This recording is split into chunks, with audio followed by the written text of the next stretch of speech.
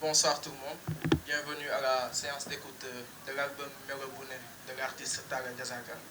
Nous sommes présentement au Jungle. Avant de commencer, nous allons vous remercier, vous la presse sénégalaise, d'être venue à Mounioussen Faye, comme on a l'habitude de le dire. On est en compagnie de The Best Production, appelé le producteur du peuple ou même l'architecte de la musique sénégalaise, quand d'autres représentent le Sénégal. Il y a l'artiste Tara Diazaka aussi qui est avec nous et son manager, Mo Goudiaby. Ñu ngi leen di nuyu yéen ñëpp di leen jaajëfal donc mënuñ fi teew tamit te nuyuwuñu suñu sponsor yi fi nekk tey ku ci mel ni Eric Favre Youssouf Group 8 TV Mouha BP Actu ak DK Turning di leen wax que ni ça va se dérouler comme suit. On va d'abord faire la séance d'écoute, c'est-à-dire l'écoute de quelques morceaux bañ ko jeexal ñamal leen si tuuti rek ku bëgg a am exclusivité bi après peut-être faudra aller sur les sites de plateforme fi nga xam ne disponible na fa ou sur YouTube. Donc si c'est bon, DJ, on démarre par le premier qui s'appelle Sombre, qui est en featuring avec Cheikh Niang, qui n'est plus aussi à présenter au Sénégal, qui est le guitariste de Wally Ballago Seck. DJ Sombre. Cheikh Niang.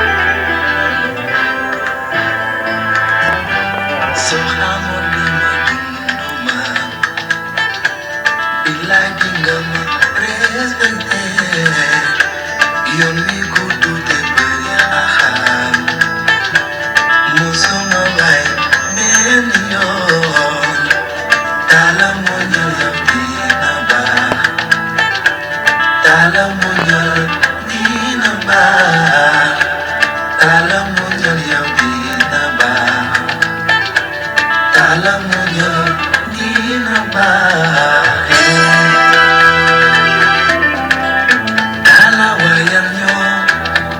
sama papa yon mi metti lool ewul bayi wunu ma benn yoon may tawu yaay di tawu baay yaakaar dab si ma war a liggéey gis naa ku ne ànd naa ku ne bari ñu ma jàppale xamoo sama suba damay xema man damay liggéey day loo yàlla ngeen war ma ginnaaw yaakaar ni duma sa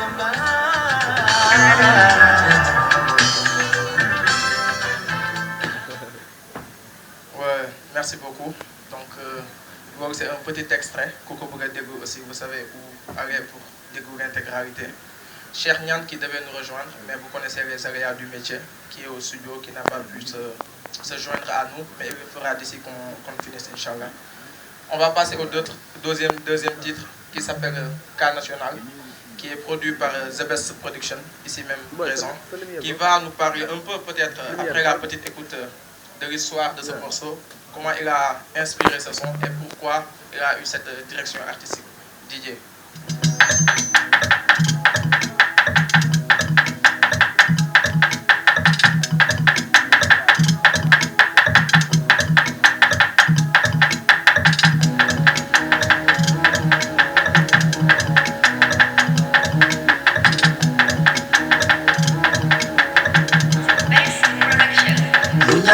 Show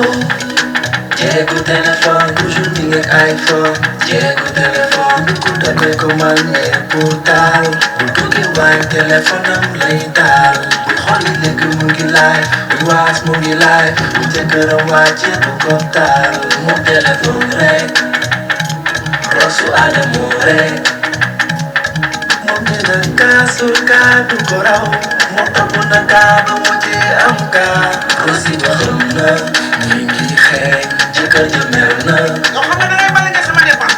yow taloo si taloo dara topp sa téléphone bi rek toppate live la gën a mën toppatoo jëkkër su paree si live maam Njaay sa bopp dañuy ci live bu téléphone yaa ci Adamo bu jógee ci Rox day mujjee ci Cheikh Ahmed Cissé seetaan na live ba fàtte ni moo am na live partage live chargé téléphone taatu live may leen ma kër te topp kaa day am ngeen kaa xam nga leen fi ñu kaa day am ngeen kaa day am ngeen kaa day am ngeen kaa topp kaa bu ñu la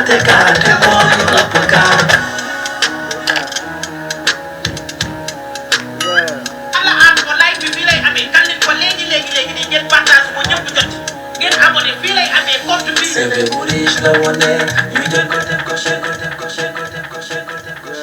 ko chèque. Yeah, je pense que vous comprenez pourquoi au début j'ai dit l'architecte de la musique sénégalaise. Parce que defe naa li muy sample ak li muy teg boo ko expliqué wu yow mënoo ko comprendre. Donc on laisse la parole benn temps bu gàtt pour qu'il nous explique l'histoire de ce son en petit résumé. Zabès, à toi la parole. Merci Pierre maa ngi nuyu ñi fi nekk ñëpp di nuyu presse bi yëpp kenn par kenn parce que yéen amuñu seen fay waaw parce que lépp lu ñuy liggéey rek yéen a koy fësal donc njukkal leen du doy fu ñu toll leen di remercier seen présence et tout ñi fi teew ñëpp ah di remercier suñu grand yi fi teew yëpp di remercier suñu frères yi fi teew yëpp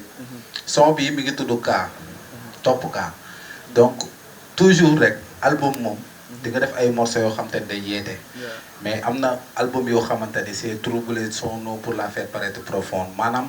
parfois il faut ngay laal tendance dafa bokk ci li nga xamante ne day doxal artiste surtout maag Sénégal tendance la ñu gëm parce que pratiquement boo xoolee musique bi léegi TikTok yàq na ko léegi kuy def son TikTok ngay miser bu doxul TikTok mooy yow doxo te di nga gis son bu cartonné TikTok di toj TikTok boo demee YouTube du am vue yu bëri nga gis son buy toj YouTube am vue yu bëri nga dem TikTok du am ay challenge donc malheureusement suñu public 70% yëpp xamuñu musique xamuñu mix xamuñu master ñoom na neex la xam donc parfois booy génne projet yu mel nii il faut que nga sol yëre sénégalais boobu noonu def loo xamante ni moo tolloog fi ñu nekk ak li ñu bëgg moo tax moo sa kaa bi afro bongo la benn style bu ma créé woon depuis 2019 2020 commencé woon ko ak waa Zibete Family donc tuddee ko afro bongo beat afro lay nekk afro pop sample ko ak ay bongo donc def ci li nga xamante ni mooy mbalax donc tuddee ko afro bongo bii nag si afro bongo yi dafa particulier parce que dama ci def drill benn style musique urbaine la bu xew bu rappeurs yi di def donc moom laa ko def sample ko ak ay bongo parce que taala jeune la te jeunes yi lay woyal te pratiquement style drill yi dafa nekk style boo xam te ne jeunes yi dañ ko bëgg donc thème bi tamit ñu élaboré si jéegu téléphone maanaam tey xale jigéen ñi sëy si kër yi sax boo xoolee lépp téléphone la bu ñuy dugg sax léegi dañuy toog fi ñu toog commandé ñu indi leen loolu lay wax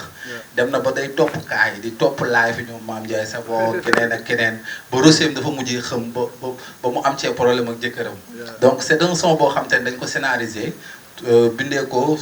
son boo xamante ni idée par montage nga xamante ni tey bu ñu tourné clip bi ngay gis image par image di mën a comprendre donc jëkkëram jote seeg moom parce que topp na ay live di tapoter la gën a tal ko toppatoo jëkkëram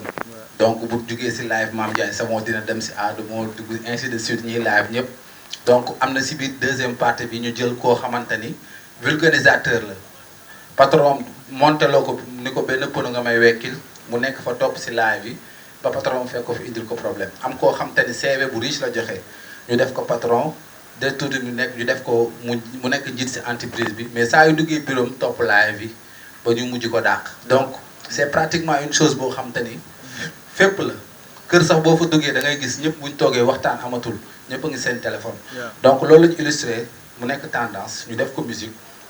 un peu de comédie musicale mu am fun ba pare am musique ba pare am yeete parce que ci biir mi ngi ciy wax naan téléphone du pour lore mais am na njëriñ lool mais du pour lore parce que tey jii nii bu ñu nee téléphone baaxul wala internet baaxul man du ma si ànd ki ko yor moo baaxul wala mu baax parce que boo nekkee ku baax boo yoree téléphone lu baax nga ciy def boo nekkee lu bon ku bon boo yoree téléphone lu bon da nga ci xalaat kon bu ñu nee xaalis baaxul man ànduma ci loolu ki yor xaalis moo baaxul mais ku yor xaalis baax yaa ngi def lu baax boo nekkee ku bon yaa ngi def ku bon donc son bi c'est en manière générale tendance la ça parle de TikTok digital internet musique phone jeune voilà nice. Donc je pense que vous comprenez pourquoi au début de mes propos ma ne l'architecte de la musique sénégalaise ndax tey jii bu ñu ñëwee ci le producteur c'est-à-dire que c'est un beatmaker mais il va au-delà de ça kan ngeen gis fii Sénégal tey jii un beatmaker qui fait un son qui n'a pas encore de clip mais moom ci bind bi scénarisé na clip bi ba pare donc c'est un don de Dieu qu'on a ici au Sénégal faut qu'on le dise sometimes c'est pas du tout évident être beatmaker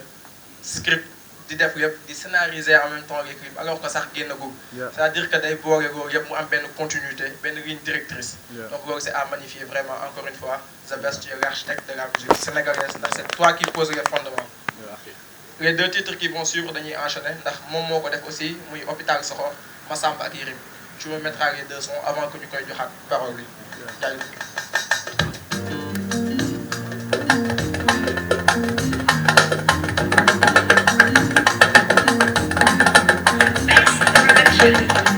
joxoma ma naan joxoma lekk suma solo du yow comme soo ma wéree je m'en fous yëxu rek bàyyi dim la jur yow wax rek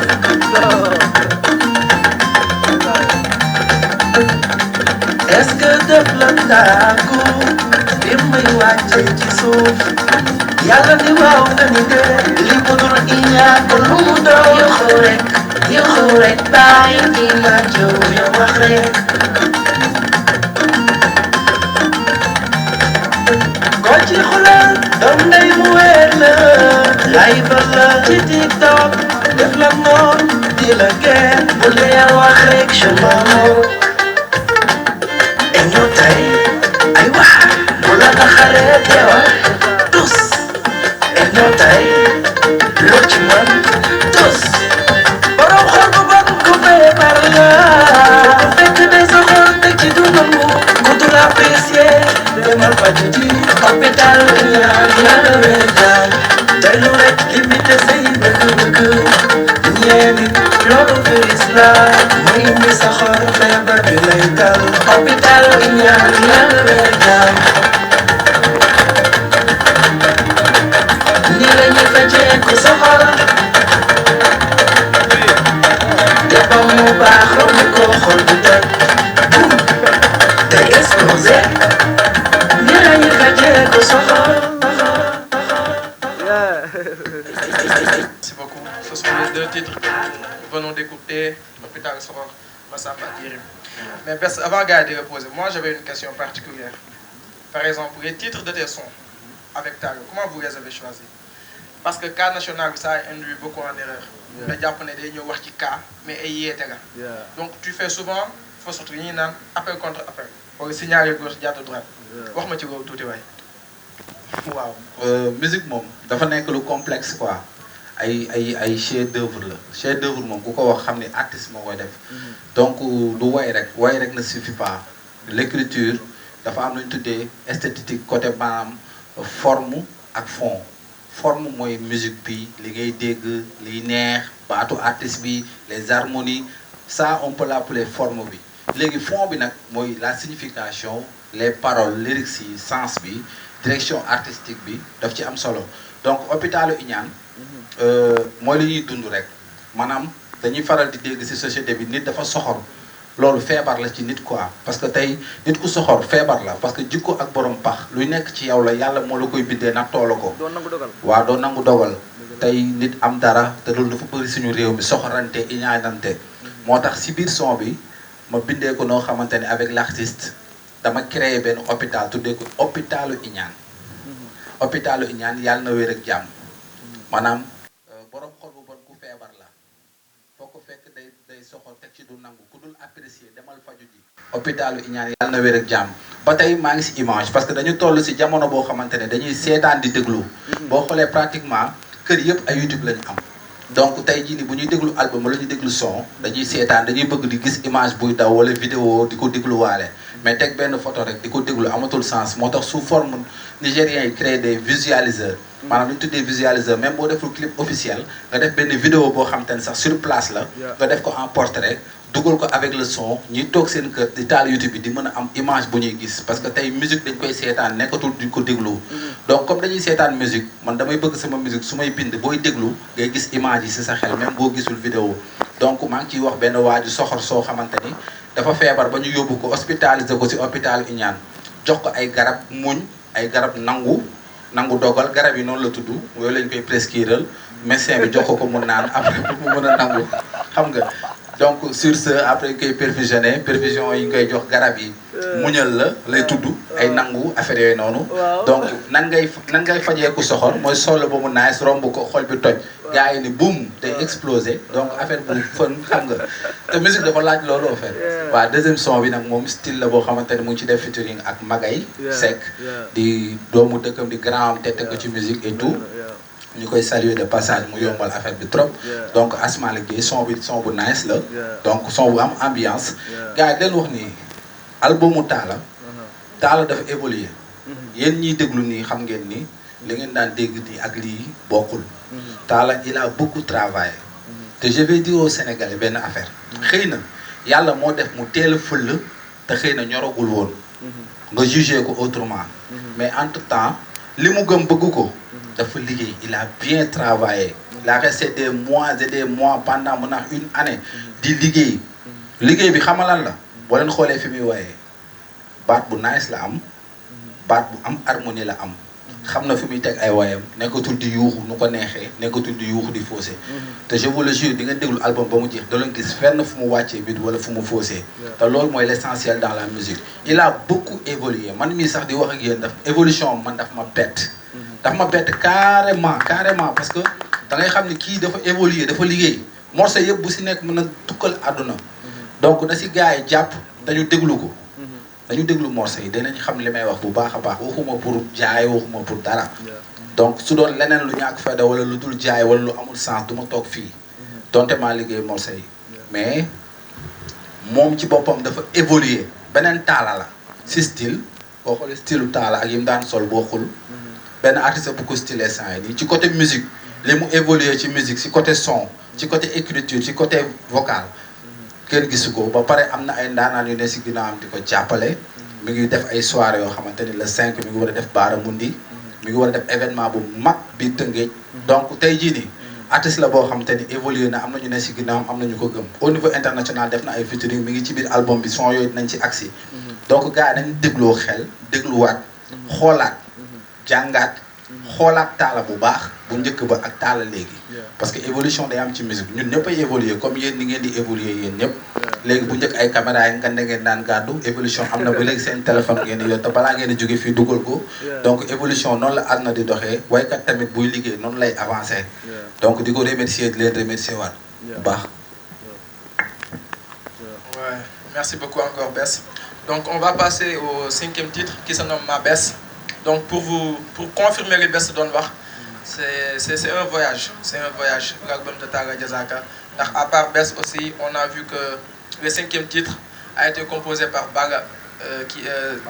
Diabaté qui est un frère à Sidiki Diabaté du Mali que nous connaissons tous. Donc c'est un album qui va bouger du doon Sénégal kese mais même la sous-région nañ ko mën a déglu DJ Cissé.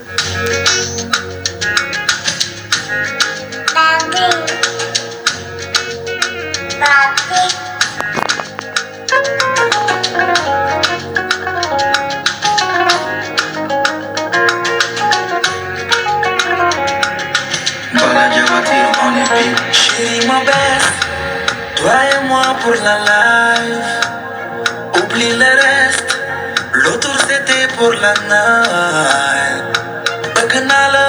man ak yow ba abadan. Bul déglu sunu noon yi, defuñu lu dul bëgg yaa xam mbëggeel. Xoolal suñu noon yi ba di ñuy xoole yow. Bëgguñu lu dul ñu bari nga daan may yow. Will you my bella? Pardonne-moi bella. Will you my bella? Pardonne-moi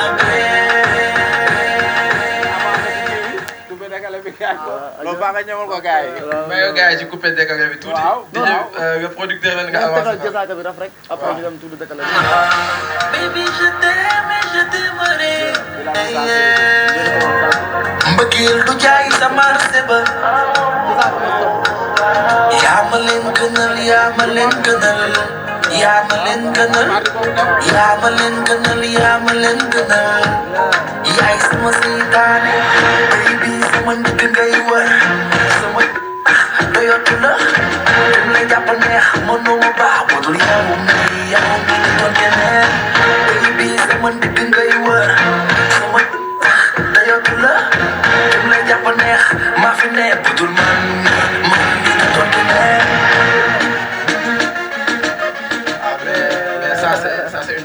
ça c'est une dinguerie gars yi donc foog ñu dem déglu ko ah. bu bés demee ba ci engin wu nii. c'est parce que lui day confirmer propos yi mu fi tenir sànq envers l'artiste. waaw parce que il a plusieurs facettes. donc on enchaîne avec Remember de Diazaka Fita. Donc ce morceau, peu importe l'appartenance religieuse, on a tous dansé dessus et on peut tous le chanter. Je suis témoin de ce que je dis. Donc c'est un morceau aussi qui a été fait par The Best Prod avec celui qu'il appelle son grand frère ou son jumeau, Dababay, son mentor dans la musique. Donc DJ, si on parlait au 7e titre. C'est ton mentor. Donc gars, comme c'est le dernier titre, vous pouvez préparer vos questions. Comme ça après on va passer à une série de questions entre vous et l'artiste. Elle fait des dégâts après $. Oui. Donc vous pouvez préparer vos questions juste après ce morceau qui a été produit encore une fois par Bala Diabaté, qui est le frère à Sidiki comme j'ai dit tout à l'heure. Voilà. Donc c'est un son qui s'appelle Elle fait des dégâts en featuring avec PC Dollar. DJ.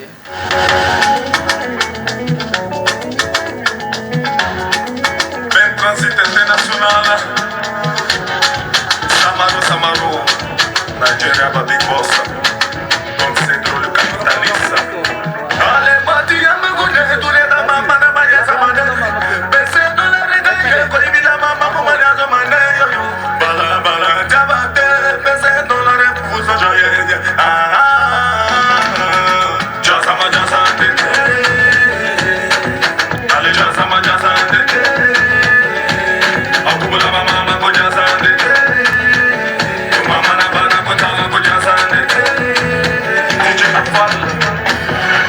Pese dollar xoolal num la neexee ma defee ko noonu Bala Diabaté on the beat Abidjan on bouge les fesses ici à Dakar on bouge les fesses. On bouge les fesses, ma chérie, on bouge les fesses. Viens, tu danses, y'a place pour toi, on s'enjaille. C'est baissé dollar, toi-même tu sais, c'est l'ambiance. On dans le bas, viens, tu captes, on fait la fête. Chacun temps. Bala Diabaté, fais Mohamed Diazma. Donc merci beaucoup, merci à l'artiste, merci à son producteur, son manager qui nous ont délivré ce magnifique album vraiment. Donc avant de passer à la série de questions, laissez son manager balancer quelques mots, même si le temps nous rote un peu. Donc Inédit 221 se prépare pour ces questions. Après eux, ce sera Teranga Actu. Mais en attendant, le manager.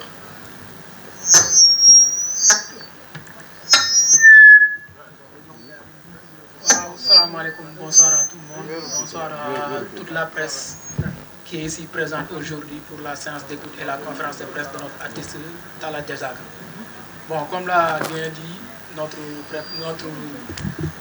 présentateur et maître de la journée, Pierre, ñu leen wax ngeen dem déglu album bi ngeen jël ko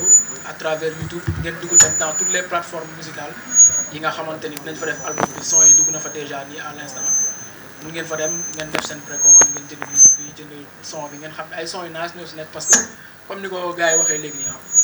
nekkul loo xam dañ koy wax parce que suñu artiste la moo tax ñu koy wax bu doon loolu duñ fi toog parce que ay magum jëmb lañ ku si nekk am na lu ngay def best mii ñëpp xam nañu temps bi nu mel ci moom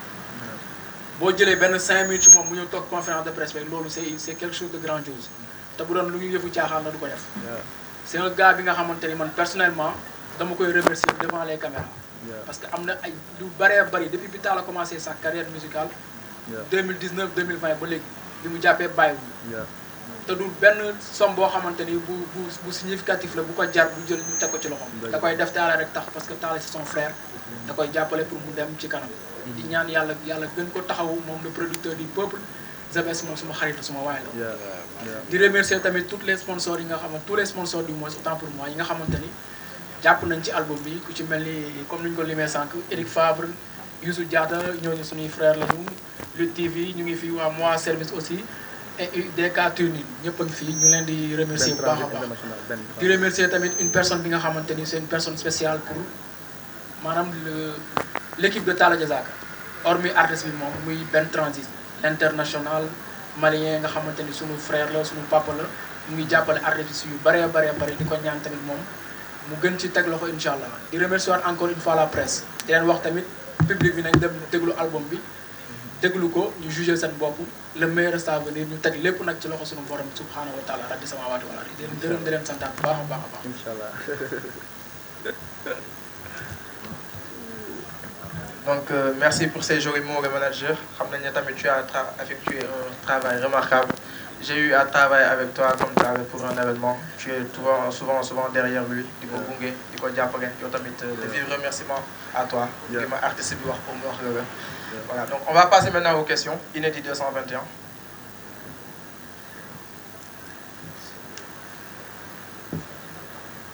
Merci beaucoup. Nous tenons d'abord à féliciter Talla ci melo bu ne nekk li nga xam ne moom moo nekk synonyme d'une mélange et voyage musical et sonorité dañ koy féliciter waat encore une fois parce que il a réussi comme ni ko The Best waxee léegi gis nañ ne benn maturité musicale boo xam ne am na ci Talla bi nga xam ne moom lañ doon dégg auparavant nekk na Talla boo xam ne beneen Talla bu nekk au top ñu ngi ñaan li nga xam ne mu nekk projet bi yàlla bur yàlla ful ko ci kàttanal ko ci ñun comme deux questions yi ñu amoon rek bokk na bi nga xam ne moom moo nekk cas national comme ni ñu ko waxee rek toppkatu kaay Talla comment il a parvenu à gérer li nga xam ne moom moo nekk nouveau style musical bu nekk afro gongo ak drill bi nga xam ne nag moom mujj na cee s'accommoder ba way ci style musical boo xam ne xamee wuñ ko woon mu nekk ci cas national beneen bi nekk na li nga xam ne moom moo nekk rimam ba jasaaka mu reprendre type boo xam ne papaam woyoon na ko mu defoon cartonné wul sénégalais yëpp nekkoon loo xam ne tamit dañ ko doon fecc boobu temps pourquoi le choix de Tarba Mbaye au détriment de son père bi nga xam ne defoon na ko mu cartonné ndax jëlaatul papaam andiwaat ko waaw asalaamaaleykum maa ngi nuyu presse bi fi nekk yëpp bala maa tontu ci question bi yéen moom mën naa ni ñun ak yéen mu ngi mel ni téyeer ak kuy def ngénte ndax kuy ngénte moom mënoo fexe ba doo jaar ci téyeer bi di nuyu waa Tëngéej bi nga xam ni fa laa juddoo fa laa yoroo fa laa màggee di nuyu toute ma famille sama yaay son papa di nuyu The Best Production di nuyu sama manager muy Goudiaby et tout mon staff bi nga xam ni jàpp nañ ci projet bi réussir di nuyu aussi ñett nit yi gën a spécial ci man jàpp lool ci projet bi ku ci mel ni Ben Transit je veux dire que ni moom c'est ma deuxième famille c'est un Malien mais man rek la bëgg te loolu ñëpp xam nañ ko maa ngi koy nuyu di kontaan ci moom di nuyu Cheikh Sam Diagne Baye Flamez nga xam ni Baye Talla Diazaka Baye Flamez bi mu jàppee ba tey bàyyiwul moom nag mooy Serigne The Best Production Chéri Mariette aussi di nuyu une personne très spéciale muy Bala Diabaté ak Cheikh Nia Guitar yi nga xam ni bokk nañu ci projet bi ba projet bi mën a antu ba jaar yoon waaw sa première question mi ngi nekk cas national man dama nekk ndaw ni ko The Best waxee sànq bi may dugg ci musique mën naa ni nangu naa ko j'ai fait beaucoup d'erreurs moi j'ai fait beaucoup d'erreurs parce que xam nga nit mën nga bañ a comprendre lu bari mais après ba ci biir nga comprendre loolu moom yàlla moom moo koy dogal quoi et aussi risques yi ma jël ci suma carrière ba agsi fii nii yombul ku koy jël di réussir mooy que maa ngi commencé sama carrière en 2020 dama ñëw ak album ma tuddee album bi Diazaka lisez le Diazaka que vous lisez parce que y a deux Diazaka y a Mame Goor Diazaka y a Talla Diazaka mais Talla c'est le fils de Mame Goor Diazaka li may wax rek yàlla mënoon na ma def doomu Sëñ Touba ma nekk Touba toog di encaissé addiya yàlla moo koy dogal mais yàlla doomu Mame Goor la ma def je suis fier d'être son fils et même su ma deewoon ba ñëwaat yàlla ne ma koo bëgg mu doon sa baay Mame Goor laa koy waxaat ndax ci jom gi ci fulla gi ci nangoo liggéey gi liy def Talla nag Talla moo koy liggéey ba yegg fi mu war a yegg donc album bi mu génnee ma teg la ñaari yoon Sorano nekk benn salle mythique boo xam ne nii suñ papa Thione Seck papa Youssou Ndour ñëpp fa lañ démarré seen carrière def ko 2 fois guichet fermé te boobu ba tey comprendre ma mais nag bi mu jotee ma toog gën a gëstuwaat carrière bi xam ne artiste buy def carrière ak artiste buy def buzz du benn da ngay dem nga jàngi musique da ngay dem nga gëstu da ngay dem nga côtoyer les personnes yi nga xam ne ñoom seen life yëpp ci musique la nekk pour nga mën a am expérience pour mën a bégal aussi soppa yi ak melomaan yi nga xam ne ñoo nekk ci réew mi donc pour cas national je pense que ni loolu The Best Production la parce que man mën naa ni am na lu bëri lu ma jàngaat ci musique The Best bokk na si ñi ma ko jàngal xam nga mooy xam fa ngay woyee xam fa nga ko war a woyee ak li nga xam ni moom moo xew tendance la boo xam ni instant bi kër goo dugg même yow ma posé question bi xam nga ni am nga rek bu jigéen wala jabar boo xam ni à l'heure actuelle bi ñuy def conférence de presse moom mi ngi ci kaay yi ah bu nekkul ci Ami Collé Dieng ma nga ca Mame Ndiaye Savon bu nekkul ci Mame Ndiaye Savon mi ngi joxe ay lumière donc c'est ça donc loolu la quoi donc pour aussi le choix de Tarba ci morceau Jazaka benn morceau la boo xam ni moom moo taal sama papa laa mën a wax sama papa dafa bëgg Tarba moom dafay wax ni Tarba mooy doomam parce que ñoom ñaar ñoo nduroo même profil gisoo Tarba c'est un incompris sama xarit la maa ngi kontaan ci moom di ko remercier mu nekk sama jumeau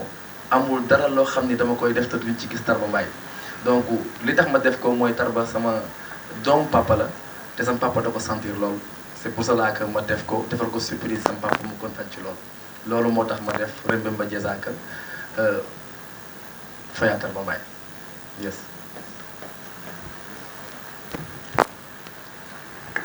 Waaw, maintenant on va donner la parole à Teranga Actu. Après Teranga Actu, pour une question, tu peux lever la main, comme ça sera beaucoup plus vite. Okay. 2 questions maximum, s'il vous plaît. salaamaaleykum maa ngi leen di nuyu yéen ñëpp di leen ziar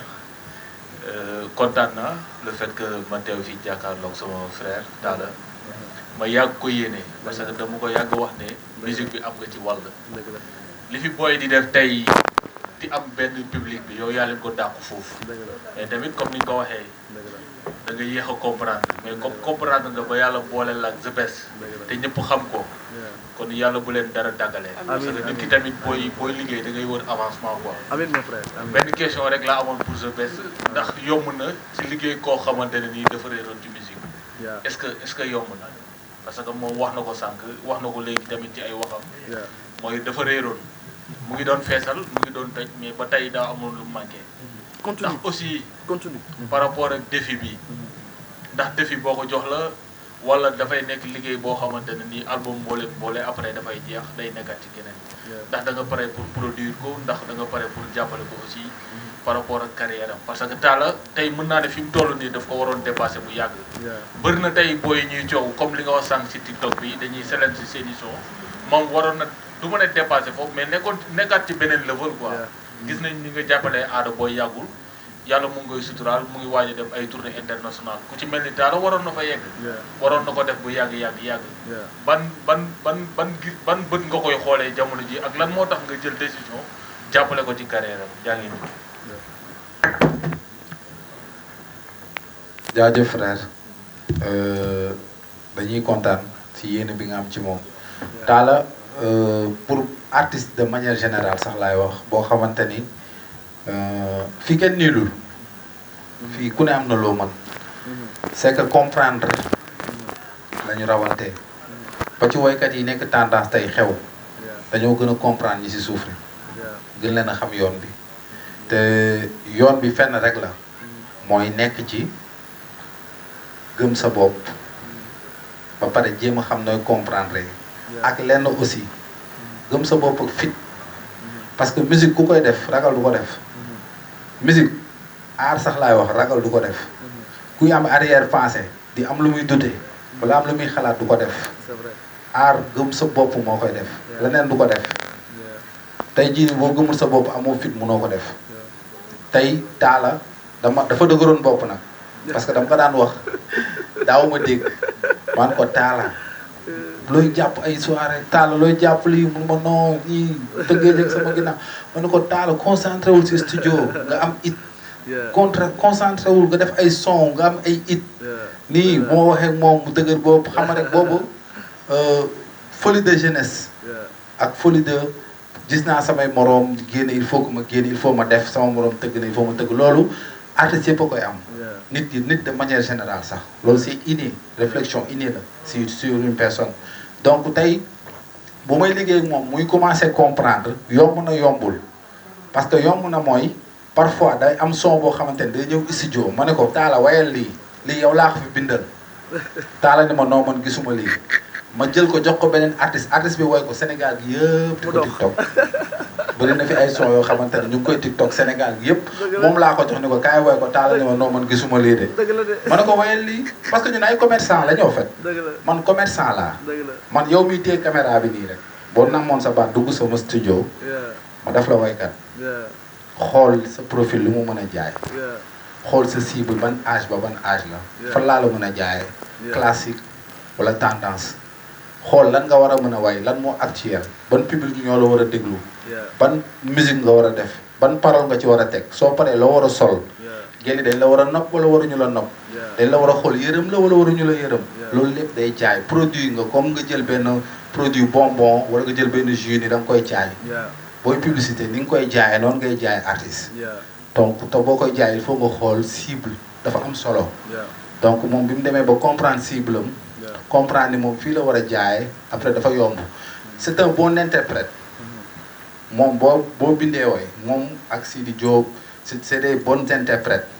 tey boo bindee way nii man damay bind ay way ñu way ko ba pare ñoom ñu ñëw ma jaay leen ko noonu laa koy defee Sidi noonu laa koy defee waale ñëpp Tarba ak ñëpp damay bind son bi defar musique bi pare ne la kaay ma jaay la son bi nga déglu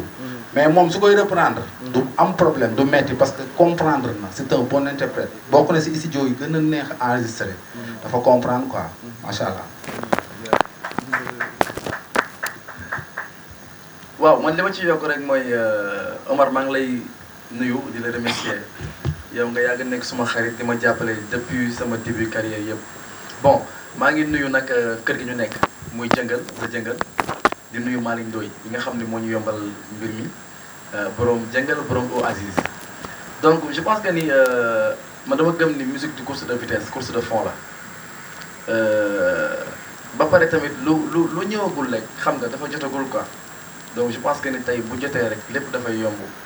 donc c'est ça gis naa yéene bi gis naa taxawu bi mais bu soobee yàlla man maa la ko wax de musique Sénégal man maa la ko wax wallaahi su ma nekkul pay xam naa dama nekk de tôt ou tard incha allah bu soobee yàlla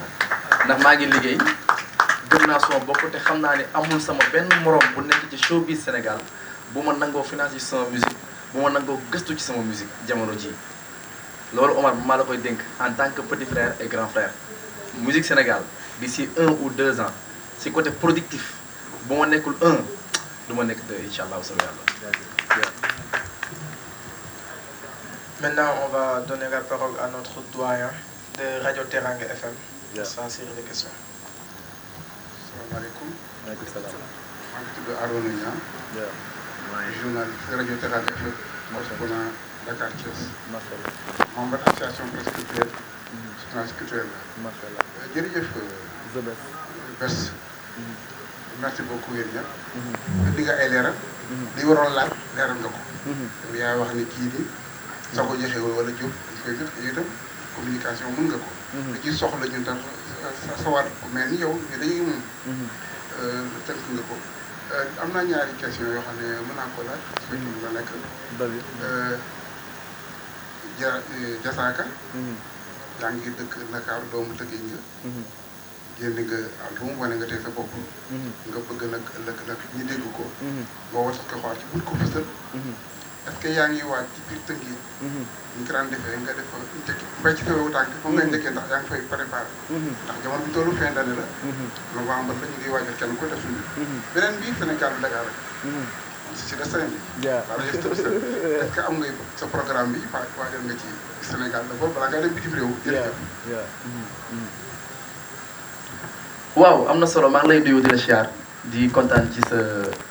question ñun ay doomu Tëngéej lañ mën naa ni man chaque année damay def concert gratuit en Rufisque Omar mii mën naa ni xam na ci dara parce que tout le temps dama koy partager ay affiches concert terrain basket HLM à Rufisque gratuite mën naa ni nag actuellement ni ñuy wax ak yéen Tëngéej amagul boîte boo xam ne artiste mën na fa produire xam nga voilà Camp Sapeur moo fa nekk ak stade bi mais bon ñi ngi xool comment on va essayer de collaborer avec les promoteurs qui sont là-bas inchallah ñu jéem a xool nu ñuy def ba yombaatal concert gratuit yi nga xam ne dañu ko daan def di ko mooy suñu waa gox voilà donc côté pour ñu def tournée nationale mais loolu maa ngi ubbil sama buntu promoteur yëpp maa ngi ak sama groupe maa ngi jouer en live et nag est-ce que xam ngeen ni soo ngeen dégg nii mu nekk enregistrement studio ah dama gën a bon sax ci live man ci live laa gën a bon sax voilà fexe leen ñam sama live ngeen xool voilà boo ñemee live bi di ngeen xool donc ubbil naa promoteur yëpp wala promotrice yëpp yi nga xam ni pare nañu pour tëgg Talla Diazaka ñu tëgg ko am nañu public bu set bu kilifawee bu baax boo xam ne ni mën nañ ñëw taaral seen i bés voilà mu neex quoi c'est ça.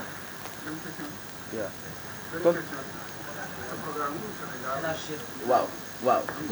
moom laay wax moo tax ma ne la ibbil nañ suñu porte promoteur ak promotrice yëpp yi nga xam ne ñoo nekk Sénégal ku ci bëgg parce que ñi ngi wàcc tournée nationale boo xam ni Diazaka production moo koy def mais bon pour le moment duñu xaar loolu képp koo xam ni bëgg nga ñëw sa gox mën nga ñu contacter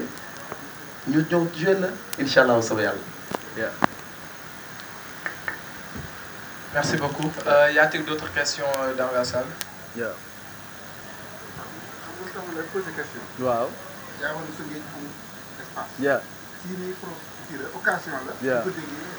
c'est vrai incha allah. macha allah. tu as bien fait. Merci beaucoup à notre doyen qui ne cesse de lutter pour la cause culturelle de toutes les villes du Sénégal. Tëngéej Rufisque qui est une ville historique. Donc bu ñu déggee yi tey defe naa nos dirigeants war nañ mën a gëstu jeunes artistes yi fa ne. ci mel ni Talla Diazaka. qui malgré xëccoo yëpp reste fidèle à sa base de Tëngéej de Rufisque. Donc c'est un appel qu'on veut faire pour que jeunes yi ndaw yi mën a am ay espace ndax Rufisque bu ñu waxee culture Sénégal daf ci am wàllu bu matama donc bu ñu seetaan loolu muy dégg. Il n'y a pas d'autres questions dans la salle. Donc, on va finir d'un mot de remerciement pour Restobi. Encore une fois de plus. Vous la presse. Vous la presse. Vous la presse 3 fois. Parce que vous avez dit ici, yombo, da ngeen di bàyyi seen i te ñëw taxaw. Donc, déggoo ngeen ñu ko war nañu. Donc, Resto jël ko The Jungle nga xam ne ñoo ñu accueillir aussi de par son propriétaire. Je remercie bu baax a baax. Donc, Talla me dit que son ami est fidèle. Son ami est fidèle. Fils de Rufisque est là et qui voudrait peut-être bàyyi yenn yu ndaw à son ami Talla Diazaka. Flamez, vous avez la parole. Le temps qu'il s'installe. Flamez, je pense que xàmme nañ ko. xaritam la teewal tey. Salaamaaleykum. maa ngi nuyu ku nekk ci turam ci sama ok bon di wax tout simplement que Talla sama gaayan la quoi et puis ñoo dëkk depuis Rufisque comme j'ai l'habitude de le dire tey balaa ngay dàq mu dem ci àll bi da koy dàq mu ñëw si kër gi ba pare parce que bon man xam naa li mu war mos naa ko benn jour ma ne que il suffit nga concentré wu rek pour nga mën ci génn parce que comme li may wax rek àddina moom ci loo mën nga nekk ci dara am talent te doo ko xam c'est-à-dire il suffit nga am ku mel ni par exemple The Best mu indiwaat bi nag bon xam naa Talla nekkul nit ku naqaree nekkal tu vois et puis comme li Best wax léegi évolution am na waaw boo déggee musique bi ak qualité bi ak thème bi lépp da ci nekk ci biir quoi donc bon moi je te dis félicitations et comme li may wax rek àdduna moom ci loo mën a nekk rek gëmal sa bopp boo gëmee sa bopp rek yàlla day ñëw ci fa parce que fii dara tëbul sotti ku nekk rek avant mu yegg fu mu nekk buñ koy tudd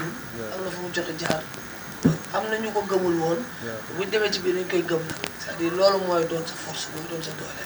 tu vois donc yàlla borom bi taxaw xam li ci kanam mooy dàq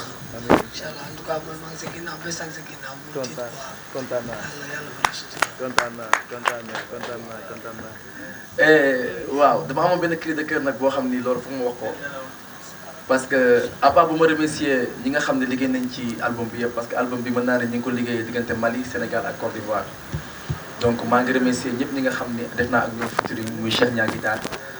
muy PC Dollar nga xam ni moom moo nekkoon di jëw ci Arafat je peux dire son petit frère Magay Seck nga xam ni mooy borom Bargny ak Tarba Mbaye The Best Production moom mënuma wax ci moom kii mooy chéri Loli Baye Mati ak Mariam kontaan naa ci ñëpp mais bon man kii dëkk ma amoon maa ngi am à travers les animateurs yi nekk Sénégal gis nga ñun ay artistes lañ di musique tey animateur man dama jàpp ne warul nekk juge et partie animateur dafa war a nekk nit koo xam ni artiste bu génnee wayam surtout maag mu liggéey benn way boo xam ne da ko liggéey pendant 1 an 6 mois da nga ko war a jël décortiquer ko ba fansam bi nekk Tamba wala Thiès wala Louga te mënul jotee artiste bi mu jotee produit artiste bi mais man je le redis ah parce que Tarba wax na ko ci conférence presse dañoo complexé parce que mënuma comprendre animateur ñun owuñu leen téléphone pour ñaan leen xaalis ñenn ñi quoi pas ñëpp tey ku ci mel ni suñu papa di jéego su référence la da nga koy woo 22h téléphone mu décroché la ku ci mel ni Pape Cheikh Diallo référence la da nga koy woo 22h mu def téléphone am mais la nouvelle génération dañu xam ne ñun ak ñoom ñoo tolloo comprendre nga owuñu leen téléphone pour ñaan leen xaalis owuñu leen téléphone pour ndax ñoom ay star lañ ñun ñooy musique ñoom ñu mën ko teg quoi est-ce que tu comprends donc bu ñu leen di oo pour ñu jàllale suñu communication la te loolu lañ leen di fayee je pense que ci médias yi quoi donc kër de kër boobu laa amoon animateurs yi ñu comprendre que artistes yi dañuy liggéey pour jàllale seen produit à travers le pays parce que ñun dañuy exporter la musique sénégalaise à travers le monde arrêtez d'être complexé ngeen ñëw ngeen jàppale seen i doom yi réew voilà c'est ça cri de cœur boobu laa amoon à part ça maa ngi kontaan ci ñëpp bu fekkee ni juum naa maa ngi jégalu bu baax a baax bu fekkee ni nag wax naa tamit loo xam ni jaar na yoon maa ngi xam ni yàlla la ah di gërëm Sapé de Paris bi nga xam ni c'est un Malien c'est un doyen ah voilà le milliardaire Sapé de Paris il est là avec nous kontaan naa ci samay staff kontaan naa ci sama famille kontaan naa ci ñëpp album melo bu ne ah mélodie bu ne melokaan bu ne xam nga melo aar mi ngi seen loxo dénk naa leen ko jaajëfati